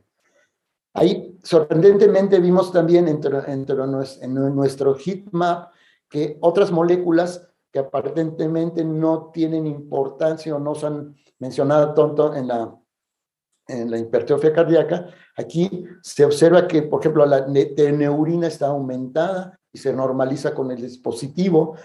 Una proteína que se une a BCL2 está aumentada muy significativamente y se tiende a normalizar después del tratamiento con el dispositivo, así con el factor natriurético arterial o una sinasa de serinas tereninas que es Wnt3. ¿Sí? Entonces, en conclusión, en este análisis que hicimos de esta base de datos publicada en el artículo que los mostré al principio, perfilamos el transcriptoma de 1.600 genes de señalización por calcio en los cardiomocitos de corazón insuficientes por estas formas de hipertrofia cardíaca, de insuficiencia cardíaca o falla cardíaca, y mostramos que la expresión de varios genes de señalización involucrados en la contracción están disminuidos, como son la bomba cerca 2, el canal de calcio rianodina y la miosina 6 o alfa-miosina. La expresión disminuida de ATP2A2, y eso yo creo es muy relevante en los pacientes con falla cardíaca dilatada, no se normalizó, ¿sí? Pero el aumento, eso lo que implica es que hay que complementar este tratamiento de la bomba con pues, algún tratamiento que aumente la expresión de la bomba de calcio. Y también se observó, fueron posiblemente un hallazgo relevante, que el intercambiador sodio-calcio, que se encuentra aumentado en la falla cardíaca dilatada, se normalizó mediante el tratamiento con este dispositivo. Y el aumento de estos, la teneurina, del factor que se une a BCL2, el factor natriurético arterial o la actividad de sinasa de serina terenina, que estaban muy elevadas, se normalizar con el dispositivo ventricular izquierdo. Todo esto sugiere que los dos pacientes que recibieron el tratamiento con el dispositivo ventricular izquierdo, con resultados divergentes, uno reaccionó bien y el otro se tuvo que someter a trasplante cardíaco. Por lo menos permitieron una caracterización detallada de los eventos moleculares que subyacen en la recuperación funcional. Sin embargo, no pudimos separar los dos pacientes uno por uno, y entonces no sabemos realmente si el que reaccionó bien funcionalmente tiene cambios más marcados en los RNAs que les mostré. En conclusión global sería que el transcriptoma de los cardiomiocitos mejoró considerablemente hasta el estado más hacia el estado normal en pacientes con función cardíaca restaurado por este dispositivo ventricular izquierdo, lo que implica que la plasticidad y el potencial de recuperación sustancial de los cardiomocitos en el corazón humano adulto, incluso en etapas finales de falla cardíaca, pueden responder favorablemente. ¿Sí? Muchas gracias. Muchas gracias, doctor Faraín, por su presentación. Con esto vamos al final de las presentaciones del día de hoy. Si me permito compartir la pantalla para la última presentación del día de hoy.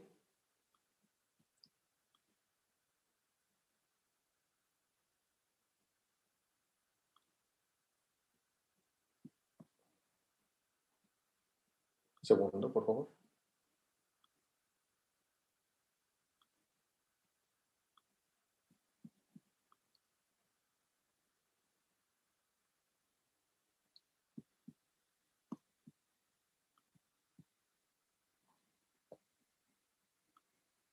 Que lleva por título, me permito, la regulación del metabolismo como estrategia terapéutica en insuficiencia cardíaca. Yo soy Gerardo García y en esta ocasión les voy a presentar trabajo que hemos hecho en el TEC de Monterrey, en el Instituto para Investigación de la Obesidad recientemente lanzado.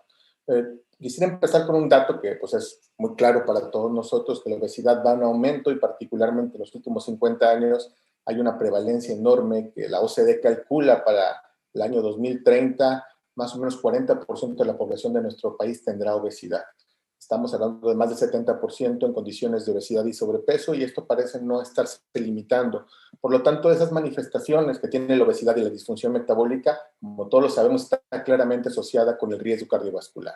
La obesidad conlleva, por supuesto, a factores comorbilidades muy importantes como la diabetes tipo 2, la enfermedad cardiovascular, y en este caso voy a hablarles un poco sobre la insuficiencia cardíaca. En esta diapositiva muy interesante nos describe que los predictores más importantes para insuficiencia cardíaca se encuentran el índice de masa corporal, que realmente es la obesidad, y la diabetes mellitus. Y aquí me detengo un segundo para caracterizar o hablar un poco de algo que ya se comentó anteriormente, que es la falla cardíaca, cómo se manifiesta de forma diferente en los pacientes. Tradicionalmente la falla cardíaca con una fracción de eyección reducida se caracterizaba justamente por una disminución de la fracción de eyección del ventrículo izquierdo. Sin embargo, nuevas formas de insuficiencia cardíaca, como la insuficiencia cardíaca con fracción de eyección preservada o para fines de la presentación HFpEF, en la cual no hay una disminución en la fracción de eyección del ventrículo izquierdo, sigue siendo un reto muy importante. Adicionalmente, los cambios en la composición y estructura del miocardio de los ventrículos, particularmente los cambios en los volúmenes de diástole en la falla cardíaca con fracción reducida o la rigidez miocárdica característica de la falla cardíaca con fracción preservada. Es muy importante hacer notar en esta diapositiva que la falla cardíaca con fracción preservada particularmente aparece con un número de comorbilidades altas, en las cuales destaca obesidad y diabetes mellitus, de tal forma que las características en cuanto a mecanismos que tendrá esta insuficiencia cardíaca con fracción de eyección preservada puede ser significativamente distinta. Aquí represento los principales mecanismos que se han planteado en la insuficiencia cardíaca con fracción de eyección, y en color negro resalto que cambios en la remodelación estructural y celular han sido importantes, también las anormalidades metabólicas de las que estábamos conversando y pues claramente también, como lo comentaba el doctor Torre al inicio, la inflamación juega un papel muy relevante en la falla cardíaca con fracción de eyección preservada. Las estrategias terapéuticas desde hace más de 10 años empezaron tratando de generar, por supuesto, estrategias con antagonistas de los receptores de los betacorticoides, inhibidores de la neticilina y, como lo comentaba también Guillermo hace un rato, los inhibidores del transportador sodio-glucosa han sido una estrategia muy importante, la estrategia probablemente más relevante en el último tiempo. La utilización de estos inhibidores se basan en el incremento que puede haber de la remoción de sodio y en la remoción de glucosa en el sistema renal. Esto consecuente a una mejora en la osmosis diurética, en el metabolismo y en la retención de sodio. ¿Qué implicaciones cardiorrenales puede tener estas moléculas como potenciales con su potencial uso terapéutico en falla cardíaca con fracción de eyección preservada? Pues justamente mejorar la función cardíaca porque disminuye la precarga. Sabemos que también tiene implicaciones importantes sobre la remodelación estructural de arterias y mejorar la función cardíaca, de tal forma que los outcomes clínicos deben ser una disminución de la mortalidad, disminución de la hospitalización, disminución de falla cardíaca y de eventos renales. Este estudio, actualmente se están corriendo 2 estudios clínicos con estas moléculas bloqueadores de los transportadores de sodio y glucosa en pacientes que tengan insuficiencia cardíaca. El estudio DAPA acaba de liberar datos del primer año de uso de estas moléculas, de estos inhibidores, a partir de cuestionarios clínicos para pacientes con cardiomiopatías. Y de forma muy interesante, al primer año de tratamiento ya observamos, por estos datos liberados en el mes de octubre, que al primer año los tratamientos tratados con estos inhibidores están teniendo efectos sobre la calidad de vida de los pacientes. Todavía no es posible saber con claridad cuál va a ser el desenlace clínico porque el estudio tiene un seguimiento de más de 3 años. Pero sin embargo, esto nos enseña que moléculas que tienen un origen muy específico regulando actividades metabólicas para falla cardíaca con fracción preservada podrían generar un beneficio terapéutico. Los mecanismos que subyacen en todo esto, les mencionaba, muy generales son el efecto antiinflamatorio, el efecto, como también nos comentaba la doctora Zazueta, debido a que estos pacientes presentan también disfunción endotelial y interesantemente se han generado estudios clínicos en este corte de pacientes con antagonistas, por ejemplo, el receptor de interleucina 1, se han utilizado moléculas de nitratos orgánicos y nitritos inorgánicos y desafortunadamente estos estudios clínicos han tenido resultados neutros, igual que la utilización de Riociguat para incrementar los niveles de GMP cíclico. Sin embargo, lo que nos parece muy relevante es que en esta función cardíaca preservada en el paciente con falla, vemos una disminución muy importante de la cantidad de ATP que se observa en los pacientes. Y me refiero a esta molécula como algo que nos llama mucho la atención, particularmente debido a que en esta disfunción hay una incapacidad de relajación de los ventrículos y, como sabemos, la principal fuente que capacita a los ventrículos para relajación es la cantidad de ATP que se presenta. El ATP en el corazón está producido principalmente en la mitocondria y al haber condiciones de enfermedad metabólica, posiblemente los sustratos, la selección de sustratos y la función mitocondrial pudiera estar comprometida en estos pacientes con HFpEF. A esto me refiero específicamente que en los pacientes que tienen obesidad, como hablamos, está muy asociado con falla cardíaca con fracción preservada. El exceso de nutrientes, tanto ácidos grasos como glucosa o aminoácidos, van a conllevar que el metabolismo se trastoque en el cardiomiocito de tal forma que se acumulen grandes cantidades de metabolitos que pueden romper la señalización y la regulación específica. En este caso me refiero específicamente a la acetilcoenzima A, que se acumula en forma excesiva en las condiciones de obesidad y enfermedades metabólicas y que esto conllevará, por supuesto, a cambios muy importantes en la señalización celular. Aquí les muestro, este incremento en acetilcoenzima A va a favorecer un fenómeno muy relevante que se llama la acetilación. Este fenómeno de acetilación consiste en pegar de forma no enzimática acetilcoenzima A residuos de tirosina, y esto va a regular proteínas que funcionaban como reguladores del metabolismo. La acetilación en el corazón se mantiene a partir de la homeostasis de la unión de moléculas de acetilcoenzima A o grupos acetilo y la desregulación o la desacetilación a partir de moléculas que se llaman desacetilasas, particularmente sirtuina 3.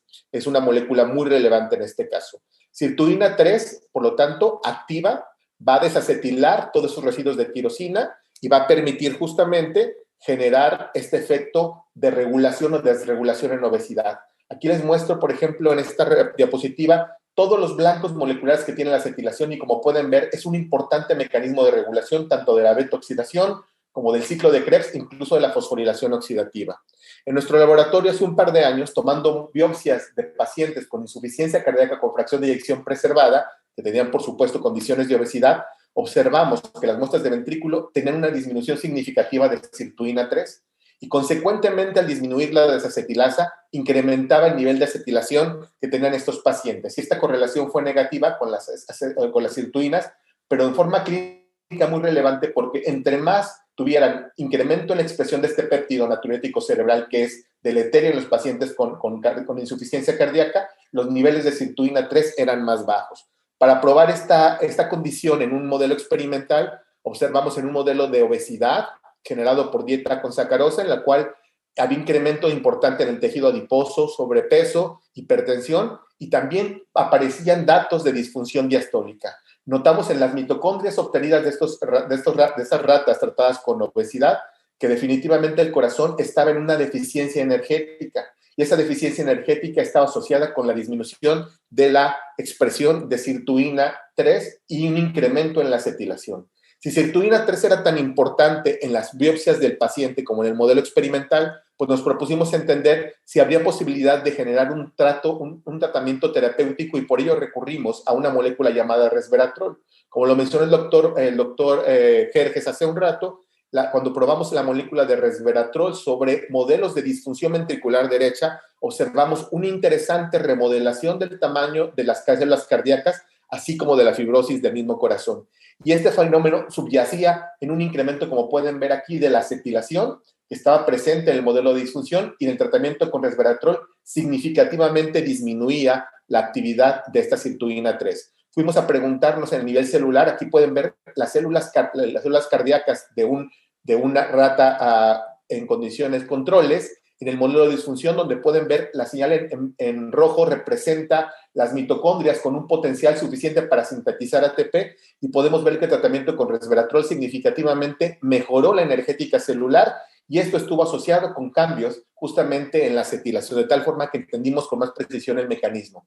Ahora, nuestra intención es demostrar que en un modelo de falla cardíaca con fracción preservada seamos capaces de rescatar este fenotipo. Un problema muy grande que tenemos en la experimentación translacional es la falta de modelos de insuficiencia cardíaca con fracción preservada, pues son modelos muy complejos y que no reproducen las características clínicas del paciente. Sin embargo, recientemente se ha propuesto un modelo de falla cardíaca con fracción de eyección preservada en el cual se le genera hipertensión con un bloqueador de la óxido nítrico sintasa y además una dieta alta en grasa. Estos dos modelos los hemos validado en el laboratorio y aquí les comento una representación, en estas figuras, la caracterización que tiene un modelo de HEP-REV o falla cardíaca con fracción de eyección reducida, en donde no hay un incremento en la grasa visceral, mientras ustedes pueden observar que en falla cardíaca con fracción de eyección preservada hay un incremento muy notable de grasa visceral. Cuando hicimos cateterismos en estos ratones para verificar la fracción de eyección, fuimos capaces de encontrar que en el modelo de HEP-REV, de falla cardíaca con fracción de eyección reducida, una disminución significativa, mientras que nuestro modelo de obesidad y congestión pulmonar no había esta disminución de la fracción de eyección. La hipertrofia del cardiomocito fuimos capaces de identificarla con claridad en los modelos de falla cardíaca con fracción de eyección reducida, y en HEP-PEV hay una reducción, hay una hipertrofia celular muy significativa, pero muy menor comparada con la HEP-REV. En los datos de remodelación, datos de remodelación patológica, pudimos encontrar que el BNP está significativamente incrementado en la falla cardíaca con fracción reducida, mientras que este parámetro no es tan importante, no se remodela tan significativamente en la HEP-PEV. Y para contestar un poco el tema de la acetilación, ya habíamos observado que en la HEP-REV hay un incremento en la acetilación, esta señal que nos indica disfunción mitocondrial. Sin embargo, de forma muy interesante pudimos ver que en insuficiencia cardíaca con fracción preservada hay un incremento todavía mayor de la acetilación mitocondrial. Tomamos muestras de estos ratones e hicimos análisis de transcriptoma justamente de estas ratas para identificar bases moleculares o genes potencialmente blancos. Aquí podemos observar más o menos 1.300 genes tuvieron cambios diferenciales, ya sea hacia arriba o hacia abajo, pero resalta como marcadores que hablan justamente de la función mitocondrial, de algunos complejos de la cadena respiratoria, fueron de los genes representativos más claramente modificados. Por lo tanto, en el transcriptoma de estos animales se muestra una clara disfunción mitocondrial. En resumen, para terminar, quisiera mencionar que la falla cardíaca con fracción de eyección preservada está íntimamente asociada con obesidad. Nuevas moléculas con alta actividad metabólica, como los inhibidores del transportador de sodio y glucosa, tienen un alto potencial. La falla cardíaca con fracción de eyección preservada está asociada con trastornos energéticos, particularmente disfunción mitocondrial, y la activación de sirtuina 3 puede ser un blanco terapéutico. Ahora en investigación translacional tenemos posibilidad de tener los blancos terapéuticos clínicos que van a permitir seguramente en un futuro cercano el desarrollo de nuevas moléculas. Finalmente me gustaría agradecer a nuestros colaboradores en el TEC de Monterrey, el Instituto Nacional de Cardiología, incluso en la Universidad Nacional Autónoma, y nuestros colaboradores internacionales, particularmente en el Hospital Metodista. Muchas gracias por su atención y con ello terminamos esta presentación y este simposio de nuevas estrategias en insuficiencia cardíaca. Muchas gracias, doctor García Rivas. Excelente simposio. Estamos sobre el tiempo, sin embargo, podríamos prolongarnos 10 minutos por si alguien tiene algún comentario o alguna pregunta a este excelente simposio. No sé si alguien quisiera. Miguel Cruz, creo. Sí. Bueno, y también después el doctor Rubén Argüero, por favor. Gracias. Primero que nada, felicitar a todos los ponentes extraordinarios. En la parte que dio el doctor Torre, me gustaría que tanto han abordado o planeado estudiar los marcadores de estrés oxidativo que están íntimamente relacionados en alteraciones metabólicas, y la otra parte que es fundamental y que seguramente los pacientes cursan por sobrepeso o obesidad, ¿qué tanto están haciendo intervención a través de cambios en los estilos de vida y particularmente en la alimentación y actividad física, que es el detonador de muchos de los problemas que estamos viendo en las enfermedades metabólicas? Muchas gracias, doctor. Quizá me puedo permitir contestar un poco también por el doctor Torre, porque trabajamos muy estrechamente. Definitivamente los marcadores de estrés oxidante son marcadores muy relevantes. Ha habido la intervención particularmente de estrategias o algunas moléculas antioxidantes. Particularmente nosotros estamos trabajando con antioxidantes más dirigidos particularmente a la mitocondria, como puede ser mitotempo o la coenzima CoQ10, ¿verdad? Que tiene también efectos muy importantes. Respecto a la posibilidad, por cuestiones de tiempo ya no me fue factible poner los clinical trials que están justamente sobre el estilo de vida, sobre ejercicio, sobre actividad física. Hay estudios muy importantes, por ejemplo, que han mostrado mejorías y significativamente incremento en la disminución de la mortalidad y hospitalización también disminuida, por ejemplo, en pacientes con cirugía bariátrica. O sea, los cambios significativos en el control de la obesidad, de la ingesta calórica, tiene un impacto muy importante. En ese sentido, actualmente tenemos un proyecto que esperamos poderles enseñar muy pronto sobre restricción calórica. Nosotros estamos poniendo en restricción calórica a los animales para ver si se manifiesta la enfermedad de la misma forma, debido a que esos mecanismos subyacen y pueden ser eventualmente trasladados al contexto clínico. No sé si, Guillermo, tengas algún otro comentario. Sí, Gerardo, y discúlpeme porque tuve que bajar desafortunadamente a terapia brevemente, pero mira, yo simplemente añadiría que el tema de obesidad es un problema de la misma magnitud que el problema cardiovascular. No podemos separar la enfermedad cardiovascular del problema de obesidad y diabetes. Yo prácticamente digo hoy, y lo digo a los estudiantes, a los residentes, que quienes hacemos medicina cardiovascular tenemos que convertirnos en expertos en la enfermedad cardiometabólica. Entonces, yo creo que lo único que quisiera subrayar es que estamos haciendo un esfuerzo grande en el TEC de Monterrey y hemos declarado que un instituto de investigación que vamos a fondear a un nivel muy importante en el TEC va a atacar el problema de obesidad desde un punto de vista multidisciplinario, con uno de los objetivos importantes en buscar nuevos caminos de tratamiento para enfermedad cardiometabólica. Entonces, luego podemos hablar de este tema en general, pero pues creo que las preguntas que nos presentaron, Gerardo, son grandes temas de investigación y sí los vamos a continuar estudiando, doctor. Gracias por la pregunta. Muchas gracias. Muchas gracias por la respuesta, y solamente a manera muy general puedo decirles que los marcadores para los mexicanos están, me refiero a los SNPs o las variantes de un solo nucleótido, están íntimamente relacionadas con esta situación y que lo hemos visto a través de un panel de marcadores genéticos. Entonces, bueno, tienen ahí muy clara la estrategia de cómo abordar esto de forma multidisciplinaria. Gracias. Rubén Arguello y después Raquel Gerson, por favor. Quiero desde luego sumarme a la felicitación que han mencionado con anterioridad y desde luego en particular al doctor Gerardo de Jesús García Rivas, que junto con su grupo de trabajo exactamente presentaron el título correcto de la sesión, simposio, junto con cada una de sus participaciones. Hicieron mención cada uno de ellos de las nuevas perspectivas y direcciones futuras en el tratamiento de la insuficiencia cardíaca. Y así el doctor Guillermo Torre, que siempre lo hace en forma muy rigorista y muy bien clara, tan clara que hasta le entendemos los cirujanos, en relación a los procesos de inflamación e inmunidad que él presentó con toda claridad. Hizo o señaló la importancia de los inhibidores de la ECA, la depresión de las células beta y así como la importancia del bloqueo del sistema inmunológico. El doctor Jerjes, para no profundizar mucho, y sobre todo de temas que no necesariamente dominó, el doctor Jerjes, que se ha caracterizado por su obsesión hacia la patología, a grosso modo, y acepten el comentario, del lado derecho del corazón, paseándonos desde la tromboembolia, el aspecto terapéutico de la tromboembolia, la repercusión de esta, y ahora particulariza el doctor Jerjes sobre la importancia exactamente del ventrículo derecho y de la hipertensión arterial pulmonar en el comportamiento y pronóstico de los pacientes.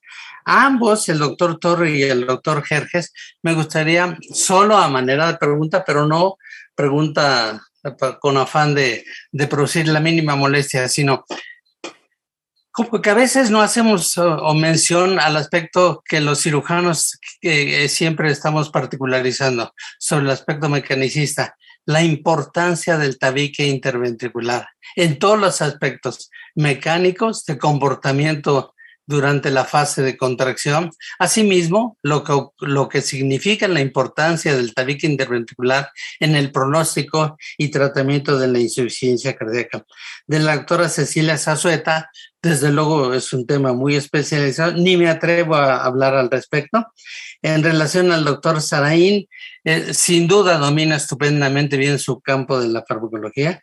Hace mención sobre la importancia de la cardiopatía isquémica y la importancia del otro gran grupo, además de la cardiopatía isquémica, la cardiopatía dilatada. Si una cardiopatía se presenta todavía con grandes incógnitas en el presente y en el futuro, se llama cardiomiopatía dilatada. Este es un tema de particular interés, creo que a todo mundo y en particular a los investigadores. Nuevamente felicito al doctor Gerardo de Jesús García Rivas, porque hizo también mención así muy soslayada, pero con el peso específico en el pensamiento de él, sobre la sirtuina T3, que tiene importancia y se ha señalado en muchos libros sobre la importancia de esta y la vejez. Este es un tema no despreciable. Nuevamente felicito a todos y me da mucho gusto haber asistido a esta sesión. Muchas gracias. Muchas gracias, doctor. Doctor Torre, ¿tuvieras algún comentario? Sí, mira, bueno, yo creo que el tema en particular del que presentó el doctor Rubén Arguero del tabique interventricular es complejo. Voy a hacer simplemente 2 comentarios. En estudios que hemos hecho históricamente y hemos medido el gradiente de las citoquinas en el tabique ventricular, interventricular, aparentemente hay un gradiente y una diferencia en la expresión. ¿Cuál es el impacto de eso en la función ventricular izquierdo-derecha? Es difícil de saberlo, pero es factible que enfermedad del ventrículo izquierdo que produce inflamación a través de su expresión en el tabique interventricular puede afectar la función del ventrículo derecho, pero yo creo que eso es un concepto teórico. Lo que sí sabemos en pacientes que reciben apoyo mecánico ventricular, en donde hay una interdependencia muy importante y un movimiento muy activo del septum ventricular en los mecanismos de asistencia, durante el mecanismo de asistencia ventricular, que puede generar una disfunción importante, el desplazamiento del tabique en el movimiento que genera la descarga tan profunda que ejerce el dispositivo de asistencia ventricular. Entonces, una condición, subrayo, en donde se magnifica la importancia de la dependencia de la función propia del tabique es en los pacientes que reciben asistencia mecánica ventricular crónica, en donde el aumento de volumen en el ventrículo derecho o la descarga tan importante que genera un desplazamiento del tabique interventricular puede afectar la función biventricular. Pero pues hasta ahí mi comentario, Gerardo. Gracias. Tenemos 2 preguntas más rápidamente, Raquel Gerson y luego Miguel Abdo, y con esto cerraríamos. Gracias, doctor. Raquel, adelante. Voy a ser muy concreta y me uno a felicitar a pláticas de tal nivel. Yo quiero preguntarle al doctor Torre específicamente como oncólogo. Hemos trabajado en cardiotoxicidad y cardioprotección con agentes citotóxicos. Él mencionó la cardiomiopatía por doxorubicina.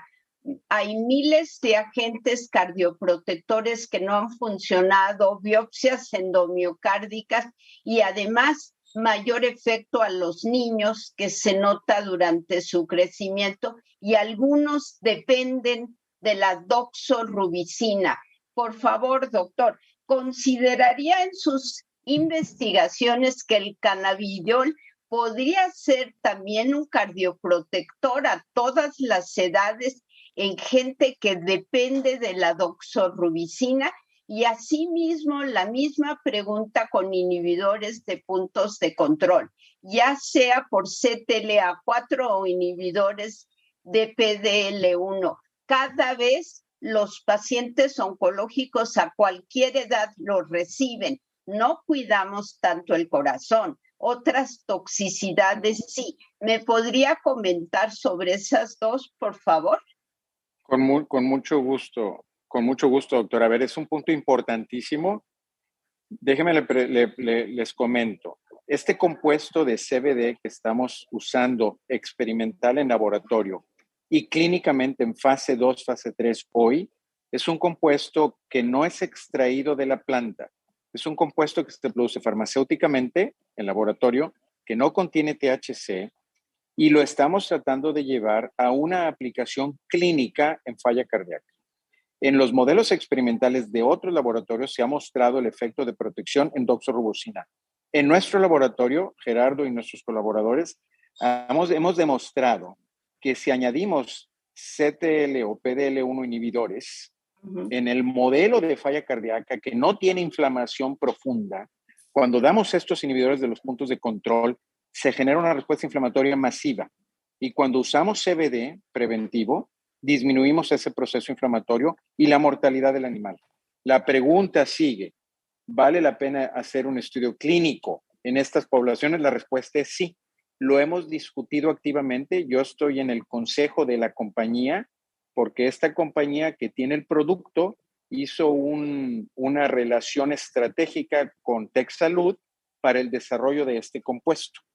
Desafortunadamente no tenemos recursos ilimitados para hacer estudios clínicos, pero la pregunta es desde un punto de vista intelectual, ¿queremos hacerlo? Sí, ya lo hemos discutido, hicimos más de un protocolo, una propuesta de protocolo, pero ahorita hemos elegido primero utilizar el CBD en la población alto riesgo de COVID, porque creemos que nos puede dar una entrada a mostrar una evidencia biológica en humanos. El segundo proyecto que tenemos es miocarditis inducida por virus. En general, no necesariamente complicación de COVID, pero tenemos en el tintero un protocolo que escribimos para pacientes que reciben terapia no con doxorubicina, pero sí con los puntos de control. Doctor, mil gracias. Estamos pendientes a esos estudios y nos anotamos. Sí. Muchas gracias. Pero yo estoy muy convencido de un efecto protector, pero hay que probarlo, hay que mostrarlo. Gracias. Gracias, Guillermo. Gracias, Raquel. La última pregunta, doctor Abro. Muchas gracias. Más que nada un comentario, felicitar a nuestros queridos académicos que hoy han desarrollado este simposio de excelencia. Para nosotros, los gastroenterólogos y hepatólogos, o sea, lo que más nos preocupa siempre es el corazón, porque nuestros pacientes se mueren de cardiopatía. El hígado graso asociado al problema metabólico, bueno, sin duda, mucho hemos trabajado. Y a propósito de lo que decía el doctor Torre, pues la inflamación es la base del mismo daño. El órgano de choque para nosotros es el hígado. Y la esteatohepatitis sigue ocurriendo y sigue dando cirrosis, y ya es, en algunos países como Estados Unidos, una de las principales causas de trasplante hepático. Pero se mueren del corazón, vuelvo a lo mismo. Entonces sí es importante aprender de ustedes todo esto, y los estudios que comentaba Gerardo García Rivas y el panel sobre resveratrol, por ejemplo, nosotros en gastro también, en patología, hemos hecho, sobre todo para tesis doctorales y algunos estudios a nivel institucional con resveratrol, y bueno, sí hemos encontrado, igual que yo creo que ustedes en corazón, que se inhibe de manera importante el factor de necrosis tumoral alfa. Bajamos de manera muy importante la actividad antioxidante, pero también baja el número de células de Kupffer. Todo esto nos repercute en un bien en pacientes con y sin, lo que decía Miguel Cruz, con y sin el factor predisponente grave de PNLP3, que está ahí presente en el mexicano y que hace, pues, además, aunque no lo tenga, resveratrol funciona bien, como un ejemplo. Entonces, hay muchas líneas de trabajo. Yo nada más quería pedirles de favor a mi querido Gerardo García que cuando hagan ese grupo multidisciplinario, estoy seguro, ya tienen contemplado a los gastros y hepatólogos, porque forma parte del síndrome del MAFLD. Ahí tienen a Linda Muñoz, a Paco Bosques, a Antonio González, a Lourdes Basurto, a muchos académicos de la Academia Nacional de Medicina que están trabajando esta línea de investigación, y ojalá los puedan considerar. Muchas gracias. Bien, pues estamos, creo que sobre el tiempo. Creo que fue una sesión espléndida, como decía la doctora Gerson.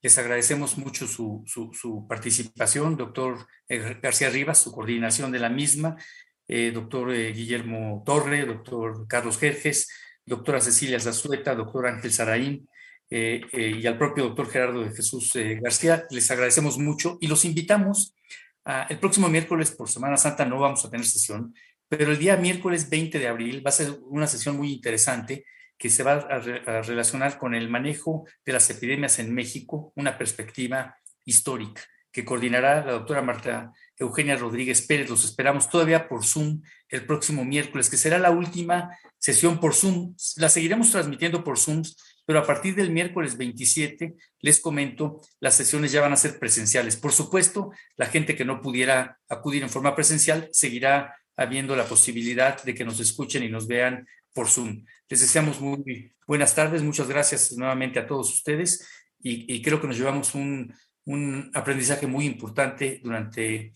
esta maravillosa tarde desde el punto de vista académico. Muchas gracias y que tengan buenas tardes. Muchas gracias. Hasta luego. Gracias. Hasta luego. Buenas tardes. Hasta luego. Buenas tardes. Pero...